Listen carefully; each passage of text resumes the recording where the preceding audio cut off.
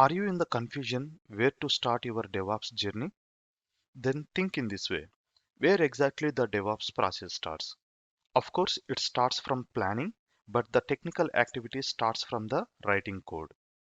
Let's assume that you are not dealing with the application code. Then next immediate step is maintaining the source code.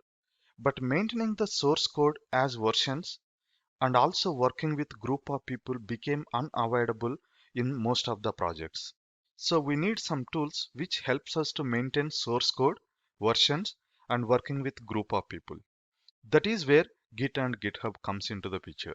So learning Git and GitHub would be the right point to start your DevOps journey. But there are a lot of things to know in Git and GitHub which creates confusion if people would like to understand in the DevOps engineer perspective.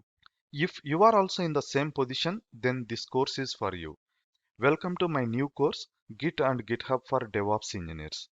This course talks about Git and GitHub in the DevOps engineer perspective, how it works in the DevOps process from creating a repository to releasing code onto production. I spent most of the time to perform hands-on labs rather than theory, unlike my other courses. In the last section of this course, I have discussed about a real-time project to explain how exactly we can start working with a DevOps project. Hope this gives enough confidence to start working with a real-time projects. With that, I believe I have given enough information regarding this course. What do you learn inside this course? Hopefully, I will see you in the course. Thank you.